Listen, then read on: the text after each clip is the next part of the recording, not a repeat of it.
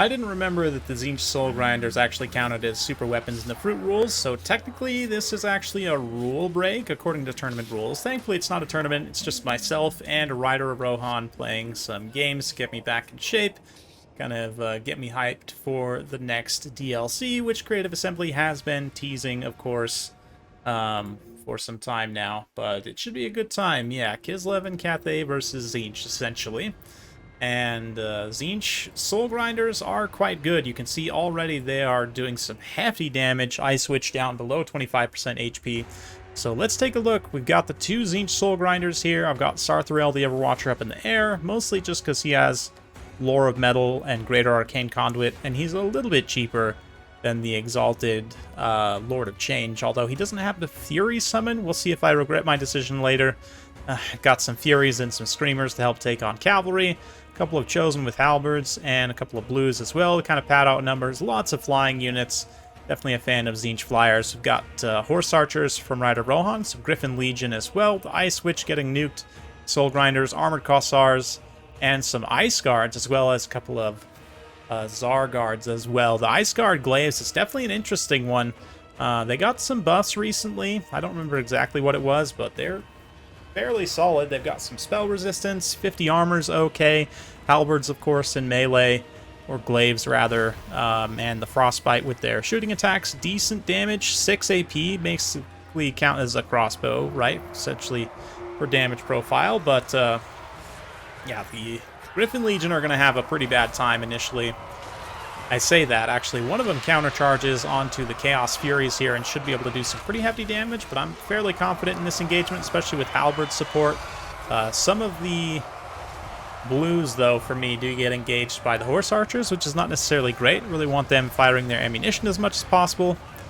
But Ice Witch already has been focused into Buyer Blood, which is just fantastic, but she is going to throw a little something here. What is that? Blizzard? Is that the name of the spell? I also throw a Final Transmutation, which she wisely runs out of, so it ends up being a little bit of a waste.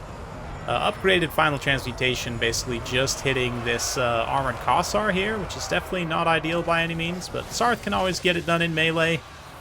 She did manage to get the summon off, though. Rider Rohan wisely getting that out before she gets sniped. Take a look at the rest of the battlefield. Besides this cavalry engagement, the Soul Grinders are caught in a weird position where they actually are forced into like a pocket of missile units. Yeah, I don't have the best tools necessarily for taking on the Ice Guards. Like the Furies can get in there and disrupt them at the very least, but they're not going to do all that much damage. And I mean, the Kossar's pistols also do a significant amount of damage, so I'm taking a little bit more than I'm comfortable with on the Soul Grinders, but still feeling pretty confident. Got lots of Winds of Magic left, and the Blues and Searing Dooms into Ice Guards there, trying to do some damage to them. Charging in with the Screamers, which ultimately probably not going to be that effective, but again, it's just to keep them disrupted and keep them from shooting up the Soul Grinders too much. And again, Soul Grinders in melee are not going to be all that effective, so yeah, I probably should be concentrating more with the Blues onto the Ice Guards here. That's going to be my best way of dealing with them, is with ranged and magic damage.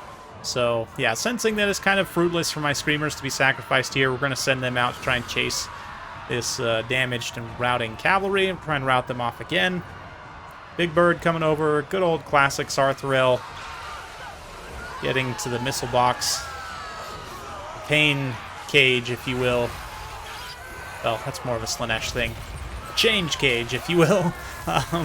Dropping some more Searing Dooms onto the Ice Guards, but honestly, Searing Doom, it's more effective against cavalry units. It's decently effective against infantry, but I was kind of wishing I had brought the Exalted Lord of Change instead and just brought Lore of Tzeentch. I don't know. Lore of Metal is very good too, but I certainly haven't used the Final Transmutation as effectively as I could have, but still managed to finish off the Griffin Legions, make sure they don't come back. The Ice Witch momentarily came back from rout and just immediately gets sniped by a Soul Grinder and truly taken out, so loss of leadership will be pretty nice for Kislev. We can start to force more and more of these units into Buyer Blood.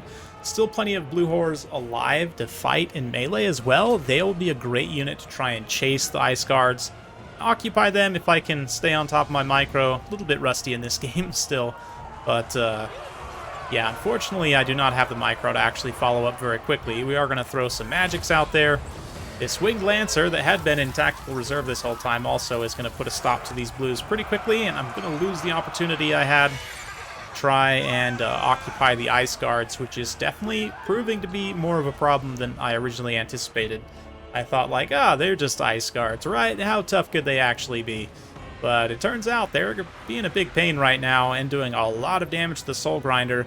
With the Frostbite effect, it's going to be harder for me to maneuver away, and yeah, I mean, I could just try and kite with the Soul Grinders, which is probably what I should do, is just run them back and keep using their artillery ammo to just blast the Ice Guards and, you know, just shoot and scoot and continuously retreat. But instead, I'm pursuing with infantry support, which, again, probably the wrong call, but that's okay. Zarguards are also still here, kind of tanking it out. They're a pretty tough unit to kill in general. Not too worried about them. They're not super threatening. Certainly the Ice Guards are. But again, I'm addressing it in the wrong way, which is to try and fight them in melee. These Soul Grinders have plenty of ammunition left. I really should be pulling them back and just trying to use that shooting attack as much as possible. Oof, that Bolt of Change also just did a little bit of friendly fire damage to the Soul Grinder. Suffering demonic instability, and it's down. That said, balance of power is still pretty well in my favor. Sarth is definitely a force to be reckoned with. He can try and come in and get some terror routes, perhaps, but he also will be somewhat vulnerable to the Ice Guards in melee. Their magical ice glaives will lock him down in combat to a degree and do a lot of damage to him, certainly. So I'll try and keep him cycle charging between these different targets as much as possible, and then this other Soul Grinder out at a distance should be able to use up some of its ammunition rather than having to fight in melee. But definitely made some mistakes, but at the same time, Rider Rohan's been using these Ice Guards super well in terms of targeting the right targets, keeping them well supported. Here he's going to, rather than trying to pick away a big bird, prevent me from getting my barrier here and punish me for wrong positioning here, coming too far forward with the Soul Grinder again. Some volleys there. The Horse Archers come back, come for some more melee fun. So it's feeling pretty painful at this point, but at the same time, Sarth is who he is and will be pretty tough to deal with. Little Searing Doom here on this unit. Unfortunately, Ice Guard's not... Oh, they are immune to Psychology. For some reason, I was thinking they are not immune to Psychology. That explains why my tactical terror routing them is not working at all. Yeah, some mistakes were made in this matchup, certainly. But gotta give credit to Rider of Rohan. Love to see some good Ice Guard play. And the balance of power is dead even at this point, but I'm not feeling confident at all in my chances of victory. We're gonna throw a big Final Transmutation here. It'll hit multiple units. Not gonna be the most efficient casting it on these multi-model units, but it'll do something. I just need to do as much as I can at this point. But really, the best thing to do would be to just pull back with Sarth, let the Soul Grinder use up the rest of its ammunition, and then try and fight with both of them together if possible. But Sarth is just so slow, he's having a hard time even taking off due to the fire of the Ice Guards, or the ice of the Ice Guards, if you will. Yeah, of course, magical Frostbite arrows are going to cut straight through his physical resistance. Sarth is not the missile resist monster he once was in Warhammer 1 and 2. Those days are long gone. Now he is very much subject to the slings and arrows of his enemies. Anyway, let's fast forward a little bit as I try and kite and shoot a little bit with the Soul Grinder, which is what I should have been doing from the beginning, to be honest. Or at least from that midpoint onwards, but I'm not even doing that great of a job at it, because I let the Soul Grinder get hit by a couple of volleys here. I mean, he's almost out of ammunition anyway, so...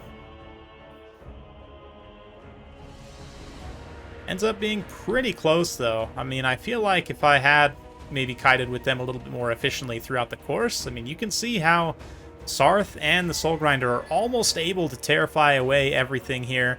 It's just this last Ice Guard manages to hold on long enough, finish off the Soul Grinder, and then Sarth goes down as well. So it ends up being a super close battle. Again, technically this is a rule break, so Hindsight, I wouldn't even take this build. I would cut one Soul Grinder and go a little bit wider, but still, definitely seems pretty interesting. The fact that the Ice Guards were able to do as well as they did, 1699 and 2259 in terms of damage value, very impressive stuff. Heavy Cavalry got absolutely destroyed, but the Ice Guards, man, very impressive, has to be said.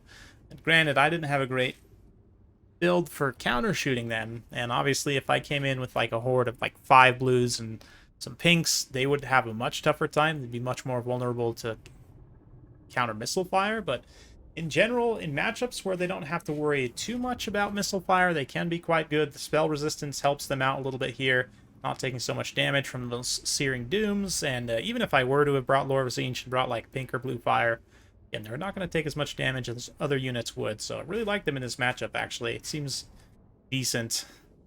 Screamers are also quite decent. Very, very happy about them in general. Blues performed pretty well, it must be said. Sarth pays for himself pretty much. Can't really complain too much about his performance. But yeah, definitely an interesting one. Let me know your guys' thoughts in the comments down below. How you feel about Ice Guard in this matchup, and just in general. Definitely seems like they're a unit that might be a little bit underrated, but you guys will have to let me know. Hopefully you enjoyed this. If you do like this sort of content, be sure to like, subscribe, hit that bell notification button. Every time I upload a new video, you'll be notified. Thanks again. We'll see you next time.